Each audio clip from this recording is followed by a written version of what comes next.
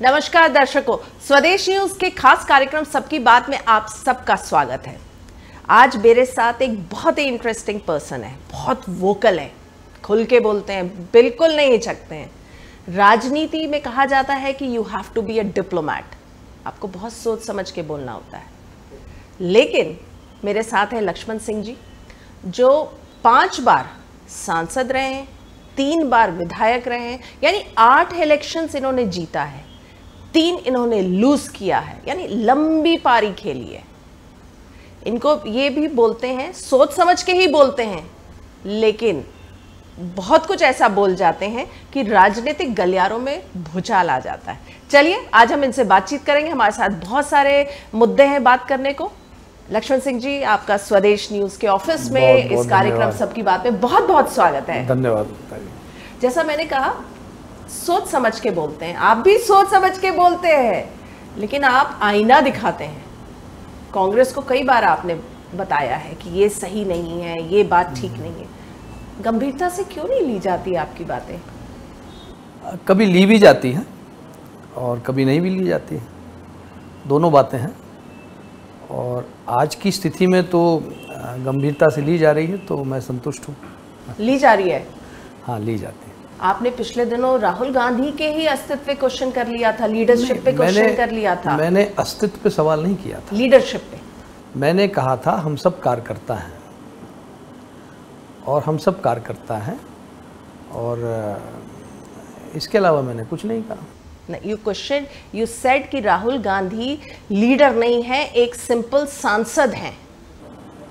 देखिए, अपने राइट में सब लीडर हैं और अपनी राइट में सब कार्यकर्ता हैं। काम हमको कार्यकर्ता के साथ कंधा मिलाकर करना चाहिए, और वही आगे चल के लीडर बनते हैं।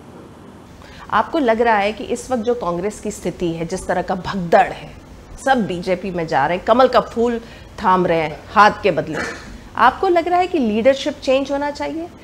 पिछले कुछ साल पहले भी G23 फॉर्म हुआ था। देखिए, ऐसा है, ये जो जा रहे हैं इनको लीडरशिप भी नहीं रोक सकती। ये जा रहे हैं, जाएंगे और भी लोग जाएंगे। मेरा ये मानना है कि इन लोगों के जाने से पार्टी के वोट को ज़्यादा फर्क नहीं पड़ता है। कार्यकर्ता नहीं जाना चाहिए। कार्यकर्ता अगर जाता है तो पार्टी को नुकसान होता है। इन लोगों के जाने से कोई खास फर्क नहीं पड़ता है। तो कांग्रेस का वोट जो है, वोट ज़्यादा डिस्टर्ब नहीं होता है। तो आपको क्यों लग रहा है कि बीजेपी इतने सारे कांग्रेस के नेताओं को क्यों ले रही है? ये भाजपा बहुत बड़ी गलती कर रही है, और ये आने वाला समय बताएगा। ये जितने कांग्रेस से गए हैं, ये उनके लिए इतनी मुसीबत खड़ी करेंगे, क्योंकि इनकी कार्यशैली कुछ अलग है। अभी कांग्रेस पार्टी ने थोड़ा कार्यकर्ताओं की तरफ फोकस करना शुरू किया है। जो मेहनत कर रहे हैं उनको अवसर देने का सोचा है, उनको आगे लाने का सोचा है। उससे बहुत सारे लोग विचलित हुए और जा रहे हैं। जो यहाँ नेता बने बैठे थे, कभी एक चुनाव नहीं जीते, ऐसे कई लोग हैं। सुरेश पचौरी, मैं किसी का नाम नहीं लेता, आप समझ जाइए, लेकिन इस तरह बहुत सारे लोग हैं। और ऐसे बहुत सारे लोग हैं जो कई बार चुनाव जीते हैं, कई बार चुनाव जितवाया है। कईयों को तो टिकट तक नहीं मिला। हम तो सौभाग्यशाली हैं कि हमें टिकट मिला, हमें चुनाव लड़ने का बार बार अवसर मिला। ऐसे हमारे कई कांग्रेस के साथी हैं जो निष्ठावान हैं, पूरी उम्र लगा दी कांग्रेस में, एक बार टिकट नहीं मिला, तो उनको आगे आने का अवसर मिलेगा। इसलिए ठीक है, जाएं, उसमें कोई दिक्कत नहीं है। आप बीजेपी में जा चुके हैं, फिर वापस आ चुके हैं कांग्रेस। अब जब इतने लोग जा रहे हैं बीजेपी में, तो आपका मन नहीं कर रहा? मैं अटल बिहारी वाजपेयी जी से प्रभावित होकर गया था। अटल जी की भाजपा और आज की भाजपा में ज़मीन आसमान का फ़र्क है, आप भी देख रहे हैं। और मेरा तो कोई विचार नहीं है कहीं जाने का। मैं कांग्रेस में हूँ, कांग्रेस में रहूँगा। आप कांग्रेस में रहेंगे, बीजेपी में नहीं जाएंगे? बिल्कुल नहीं जाने का सवाल ही नहीं उठता। जैसा मैंने कहा, आप 5 बार सांसद का चुनाव जीत चुके हैं, 3 बार विधानसभा जीत चुके हैं। इस बार का चुनाव आप हार गए। तब आपने कहा था कि भीतरघात है और कांग्रेस के ही कुछ लोगों ने आपको हराया। जी हाँ, मैं आज भी कह रहा हूँ, बहुत ज़ोर से भीतरघात हुआ है। और ये चला था कि भाई ये मंत्री नहीं बन जाए, सरकार बनेगी, ये सब करके इस तरह एक बहुत ही छोटी सोच के कारण कांग्रेस को नुकसान हुआ। दूसरी बात, फिर जो आम आदमी पार्टी की उम्मीदवार थीं, हम सोच रहे थे वो भाजपा के वोट काटेंगे क्योंकि भाजपा की विधायक रही थी, उन्होंने हमारे वोट काटे, तो भीतरघात हुआ। थोड़ा ये कैलकुलेशन हमारा सही नहीं रहा। और फिर लाडली बहना का पैसा जो डला, उससे सारे चुनाव प्रभावित हुए, पूरा चुनाव प्रभावित हुआ, तो वो भी एक फैक्टर रहा। तो 2-3 फैक्टर एक साथ मिले, मेरा बैड लक कह लीजिए, नहीं तो आप लाडली बहना को श्रेय दे रहे हैं, बीजेपी वालों ने लाडली बहना और शिवराज जी को तो श्रेय ही नहीं दिया। अब ये उन्होंने क्यों नहीं दिया वो जाने। बहरहाल शिवराज सिंह इतने साल मुख्यमंत्री इसीलिए रहे कि उन्होंने एक इमोशनल रिश्ता पब्लिक के साथ, जनता के साथ बना के रखा। लाडली बेटी, लाडली लक्ष्मी योजना, बेटी बचाओ योजना, लाडली बहना, इस तरह उन्होंने महिला वोटर के साथ एक इमोशनल बॉन्ड बना के रखा। मामा, भांजियाँ, जो हम लोग नहीं कर पाए। और एक ये धारणा उन्होंने तोड़ी कि केवल महिला ही महिला वोट को प्रभावित कर सकती, नहीं, पुरुष भी महिला वोट को प्रभावित कर सकता है और महिला पुरुष वोट को प्रभावित कर सकती है। ये चीज़ है, होता है ऐसा, और इसकी तरफ हम लोगों ने ध्यान नहीं दिया। हम लोग महिला कांग्रेस को जवाबदारी देते रहे महिला वोट लेने के लिए। महिला कांग्रेस ने भी प्रयास किया, लेकिन हम केवल महिला कांग्रेस को नहीं छोड़ सकते कि महिलाओं के वोट महिला ले आएगी। नहीं, पार्टी को भी प्रयास करना चाहिए। महिला वोट अब हमेशा महत्वपूर्ण रहा है।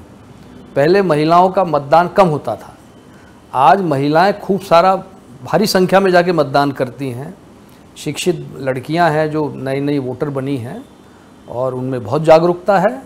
और महिला वोट कम से कम मध्य प्रदेश का तो मैं कह सकता हूँ सभी जगह का महत्वपूर्ण है, लेकिन मध्य प्रदेश में आने वाले समय में महिला वोट बहुत महत्वपूर्ण है। जी, आपने बहुत अच्छे से इसको एनालिसिस किया कि कैसे शिवराज सिंह चौहान जी ने राजनीति का एक नई परिभाषा उन्होंने मध्य प्रदेश में राजनीति को डिफाइन किया। आप भीतरघात के कारण हार गए, आपका कहना है। लोकसभा में देखिए, मैं 5 चुनाव लड़ चुका हूँ और मैं चाहता हूँ कि कोई नया नौजवान, नया उम्मीदवार हम उतारें और हम लोग उसको जिताएंगे। राजगढ़ लोकसभा तो कांग्रेस जीतेगी। ये आप दिल से कह रहे हैं? कोई पॉलिटिशियन नहीं कहता कि मैं अपनी सीट दूसरे को दे दूंगा। नहीं, वो ये तो ताउम्र तक लड़ना चाहता है। देखिए, ये सीट किसी की बपौती नहीं होती है, ना हमारे परिवार की, ना किसी के परिवार की। ये जो सीट है, ये जनता की सीट है, पार्टी की सीट है और पार्टी का उम्मीदवार लड़ता है। हम ये सोचें कि राजगढ़ लोकसभा में हमारा कोई अधिकार है, तो हमसे बड़ी नासमझी कोई नहीं कर रहा है। कम से कम मैं तो ऐसा नहीं सोचता हूँ। ये तो आप, मुझे ऐसा लग रहा है थोड़ा बहुत बीजेपी की भाषा बोल रहे हैं आप। बीजेपी लगातार परिवारवाद के खिलाफ बोलती है। देखिए, ऐसा है कि हम लोग जो जीत सकता है उसकी तरफ ध्यान देते हैं। हम किसी के परिवार के बारे में नहीं बात करते हैं, करना भी नहीं चाहिए। परिवार सबके हैं और सबके परिवारों का सम्मान करना चाहिए, किसी का अपमान नहीं करना चाहिए। और जो इस तरह की बात कर रहे हैं उनको कुछ नहीं, अपने महान नेता अटल बिहारी वाजपेयी से कुछ सीख लेते हैं। उन्होंने आज तक इस तरह की हल्की बात नहीं की। लेकिन नहीं साहब, आडवाणी जी ने ऐसी कोई बात नहीं की। लेकिन ये तो बोले जा रहे हैं, बोले यार, हम सुन रहे हैं, बोले जाइए, जनता फैसला करेगी। देखिए, बीजेपी के जो स्टाइल ऑफ वर्किंग अभी की बात करते हैं, इस विधानसभा चुनाव में हमने देखा, उसके बाद जो फैसले हुए, बहुत चौंकाने वाले फैसले ले रही है। मतलब वो सबको चौंकाते हैं। हालांकि बीजेपी वाले कहते हैं हमको नहीं चौंकाता है, हमको तो पता रहता है, मतलब हम अवेयर हैं कि ऐसा कुछ होने वाला है। बट जो उनका जो एक कार्यकर्ताओं को वो आगे बढ़ा रहे हैं, जो उनके एस्टैब्लिश लीडर्स हैं उनको थोड़ा सा बैक सीट कर रहे हैं, इसको आप कैसे देख रहे हैं? देखिए, अभी तो वो सबको चौंका रहे हैं और लोकसभा के बाद खुद चौंक जाएंगे, क्योंकि जो 400 पार कह रहे हैं, ऐसा कुछ नहीं होने वाला। भारतीय जनता पार्टी को 230-35 सीट से ज़्यादा नहीं मिलने वाली। ये आप किस आधार पे कह रहे हैं? मैं आपसे कह रहा हूँ, आप देखना, नतीजे देखना। नहीं तो आधार में इसलिए पूछ रही हूँ क्योंकि हाँ। राम मंदिर जी ठीक है, आर्टिकल 370 ओके, अभी का सीए, ओके, तो ये सारी चीजें नहीं, ये सब कितनी बार वोट लोगे?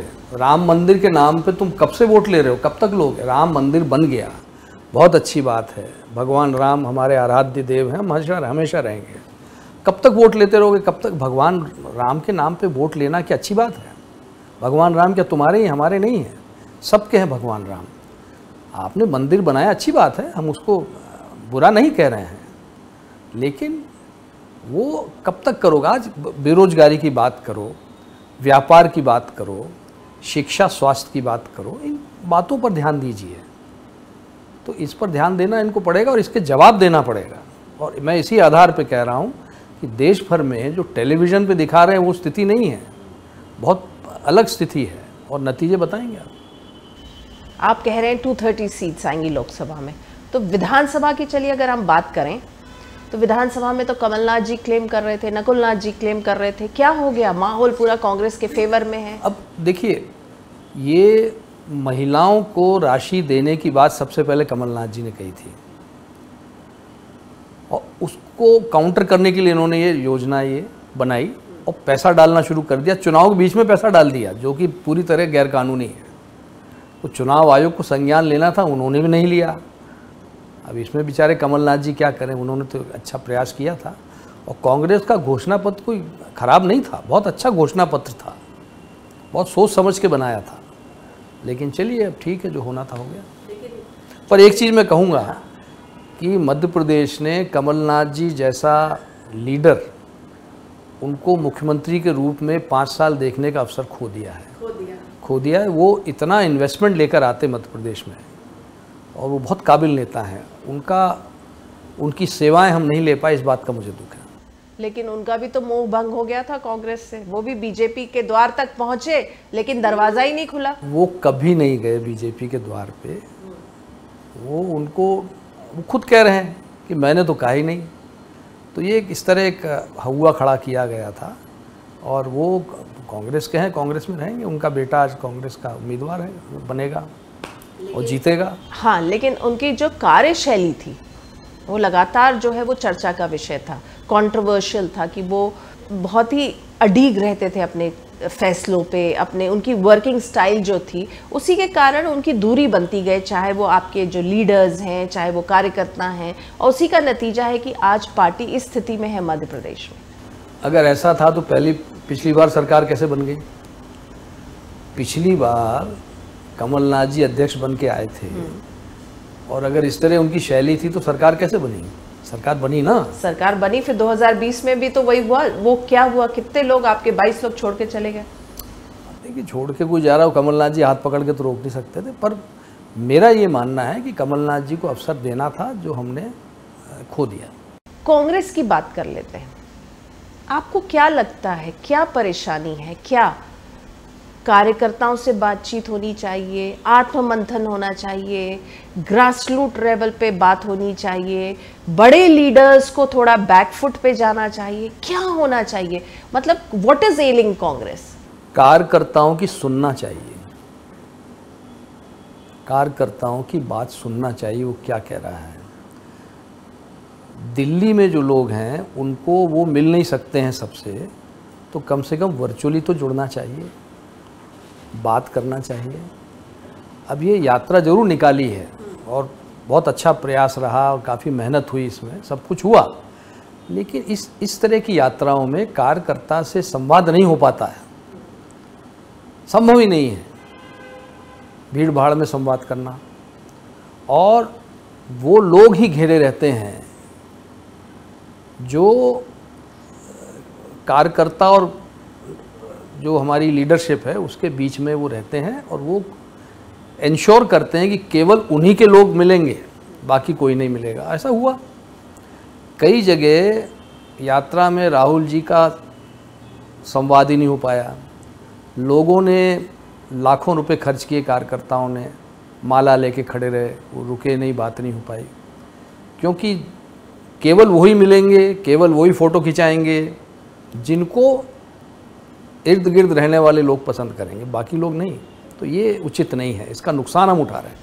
तो आपको लगता है बीजेपी की जो शैली है, जो वो बार बार कहते हैं कि हम लोग एक परिवार हैं, ये हर एक कार्यकर्ता से वो बातचीत करते हैं, लगातार मीटिंग्स होती हैं उनकी, चाहे वो वर्चुअल हो चाहे वो फिजिकल हो, लगातार कंटिन्यूस संवाद होता है। जब प्रधानमंत्री इतनी व्यस्तता के बाद भी वर्चुअली अपने कार्यकर्ताओं से बात कर सकते हैं तो हमें क्या आपत्ति है? हमें भी करना चाहिए। वर्चुअली आप हर विधानसभा के, हर लोकसभा के कार्यकर्ताओं से जुड़िए, उनसे आपको फीडबैक मिलेगा। पर यही है कि जो आपके और कार्यकर्ताओं के बीच में जो लोग हैं उनको थोड़ा नुकसान होगा, हुआ करे। हार का मुख्य कारण भी ये लोग हैं, तो उनको भी थोड़ा साइडलाइन करना पड़ेगा आपको। कुछ तो छोड़ के चले गए कुछ नहीं, बहुत लोग छोड़ के गए। वो जो बीच वाले थे 5800 people have left Congress। हाँ, वो भले छोड़ा हो, लेकिन अरे 20,000 will join, 20,000 will come up. It's a process, party का कोई ऐसा वो नहीं रहता। और वो लोग और भी हैं जो थोड़ा बहुत बीच में वो एक ब्लॉक करके रखते हैं, तो वो धीरे धीरे वो लीडरशिप को हटाना पड़ेगा। अभी जो यूथ ब्रिगेड आई है, एकदम उसको कैसे देख रहे हैं? एग्रेसिव लॉट है, चाहे वो उमंग सिंगार की बात करें, जीतू पटवारी की बात करें, हेमंत कटारे की बात। एग्रेसिव होना चाहिए। Aggressive politics, aggressive ruling party के खिलाफ एग्रेसिव ऑपोजिशन होना चाहिए। बीजेपी बड़ी एग्रेसिव है, आपको भी एग्रेसिव ऑपोजिशन बन के काम करना पड़ेगा और वही नतीजा आपको देगा, वही आपको जनता के बीच में लोकप्रियता देगा और आगे चल के वही एग्रेसिवनेस जो आप आज दिखाएंगे, निडर होकर लड़िए, वो आपकी सरकार बनाएगी। डरिए मत कुछ चीज़, क्या करना, क्या करेंगे? थोड़ा बहुत आपके धंधे पानी उसमें नुकसान होगा, हो जाने दीजिए। पार्टी कई धंधे पानियों से ऊपर होती है। कांग्रेस मुक्त देश की लगातार बात करती है बीजेपी, नारा भी दे रही है। आपको लगता है क्या ऐसा होगा आने वाले समय में? ऐसा कभी नहीं होगा। वो पार्टी जिसने देश को आज़ाद कराया है, वो पार्टी जिसकी एक अंतर्राष्ट्रीय पहचान है, वो पार्टी जिसके अध्यक्ष महात्मा गांधी रहे हैं जो आज विश्व में माने जाते हैं, वो पार्टी जिसके नेता पंडित जवाहरलाल नेहरू रहे हैं, सरदार पटेल रहे हैं, इस पार्टी को कौन ख़त्म कर सकता है? कभी कांग्रेस को ये लोग ख़त्म नहीं कर पाएंगे और इनका जनाधार धीरे धीरे घटेगा, आप देखेंगे। ये किस बेसिस पे आप कह रहे हैं कि जनाधार घटेगा? अनुभव के बेसिस पे। मुझे भी 40 साल का अनुभव है, मैंने भी देखा है कई उतार चढ़ाव, और मैं मानता हूँ कि ये जो एक तस्वीर दिखाई जा रही है, ये गुब्बारा है, कभी ना कभी ये मिथ, एक मिथ है, एक मिथ्या है जो फटेगा गुब्बारा। बात करते हैं आपके बड़े भाई और पूर्व मुख्यमंत्री दिग्विजय सिंह के बारे में। आपने इतने चुनाव जीते लेकिन कभी आप मंत्री नहीं बन पाए, और 2018 में मेरे ख्याल से आप फिनिशिंग लाइन तक पहुंचे लेकिन टच नहीं कर पाए, क्रॉस नहीं कर पाए, और आप ही के बड़े भाई ने रोक दिया, काइंड ऑफ। अब ये तो उनसे पूछिए, मैं क्या जवाब दूं? इसका जवाब तो वही देंगे। अब यहाँ पे आप डिप्लोमैट बन रहे हैं, वैसे आप डिप्लोमैट नहीं है। मेरे हाथ में था ही नहीं। अब ये अगर ऐसा उन्होंने किया तो उनसे पूछिए, उन्होंने मुझ में कुछ कमी देखी होगी इसलिए ऐसा किया होगा। यहाँ पे आप एकदम डिप्लोमैट बन जा रहे हैं। नहीं, डिप्लोमैट मैं और डिप्लोमैट दूर दूर तक ऐसा बहुत कम मौका मैं डिप्लोमैट बन रहा हूँ, ये मेरे लिए एक बहुत बड़ी बात। उनकी राजनीति को कैसे देख रहे हैं आप? लगातार he is on the firing line, लगातार चाहे कांग्रेस के नेताओं की बात करें तो वो उनको क्रिटिसाइज करते हैं, बीजेपी के तो वो पंचिंग बैग हैं। अब वो उनका मामला है, वो जवाब देंगे। मेरा सिर्फ यही कहना है कि 20 वर्षों से भाजपा ये कहती है कि दिग्विजय सिंह जी अगर सक्रिय रहेंगे तो हमको बहुत फ़ायदा है, और ऐसा हो रहा है। तो ऐसा क्यों हो रहा है, ये भी एक सोचने वाली बात है। अब इसका उत्तर तो वही दे पाएंगे और पार्टी दे पाएगी, मैं नहीं दे सकता। लेकिन आपको ऐसा हो रहा है, ऐसा 20 साल से सुन रहे हैं। हाँ। मतलब मध्य प्रदेश में उनके सक्रिय होने से कांग्रेस को नुकसान हो रहा है, ऐसा वो कहते हैं और ऐसा हो रहा है। तो यू थिंक ही शुड, आपको लगता है कि वो रिटायर कर जाए? That is up to him. वो क्या करेंगे वो फैसला करेंगे, मैं फैसला नहीं करूंगा।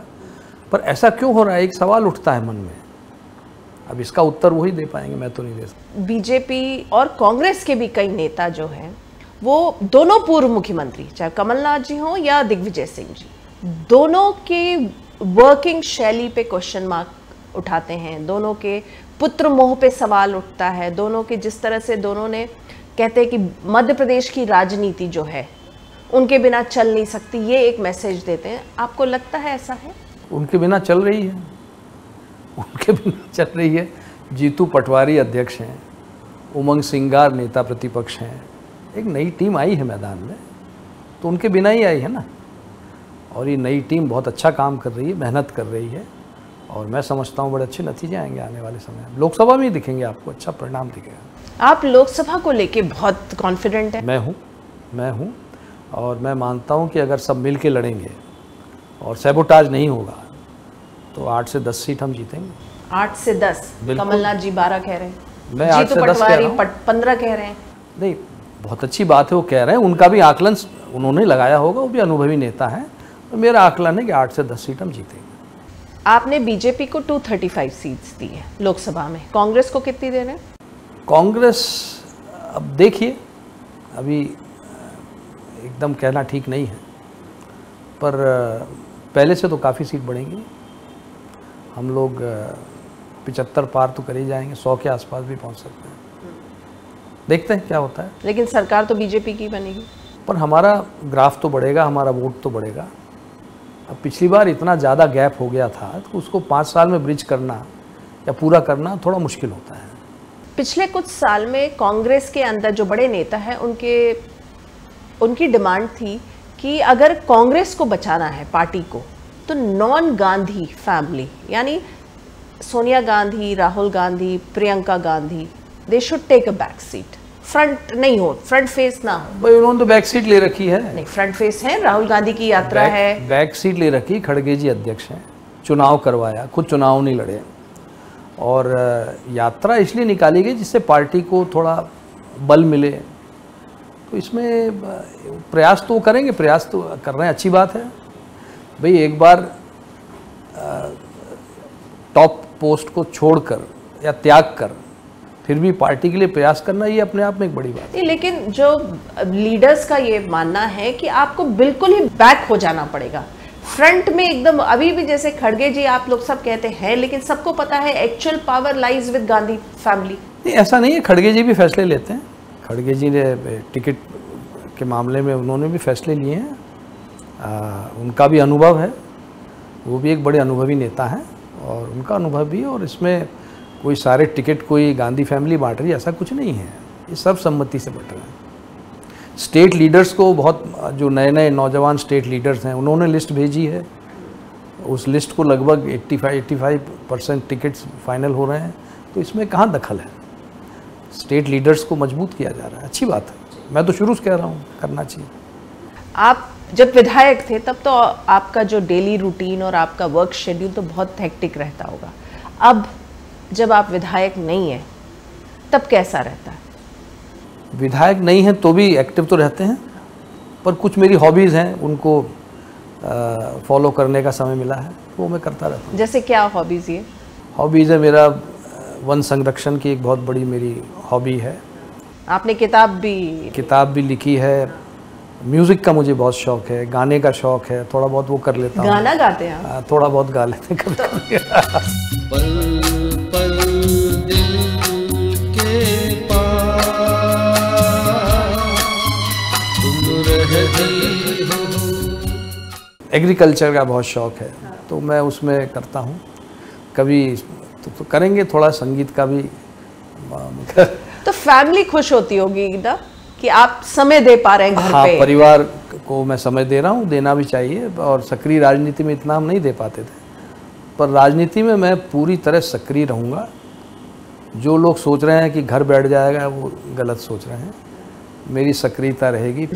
अगला विधानसभा चुनाव लड़ेंगे? अब वो जो भी होगा सक्रिय में पूरी तरह रहूँगा। आपने स्वदेश न्यूज़ के इस कार्यक्रम सबकी बात को अपना समय दिया और इतनी बेबाक तरीके से आपने अपनी बात रखी, आपका बहुत बहुत धन्यवाद। धन्यवाद, थैंक यू वेरी मच। तो दर्शकों, इस एपिसोड में हमने बात की लक्ष्मण सिंह जी से। जैसे मैंने बताया, वास्ट अनुभव है, बहुत सारे चुनाव उन्होंने जीते हुए हैं, चाहे वो सांसद के रूप में या विधायक के रूप में। बहुत बेबाक बोलते हैं, खुल के बोलते हैं, कई बार कंट्रोवर्सी में भी आते हैं, लेकिन फिर भी कायम रहते हैं, वो अपनी बातों पे अडिग रहते हैं, क्योंकि उनको लगता है कि वो जो बोलते हैं वो पार्टी के भले के लिए बोलते हैं।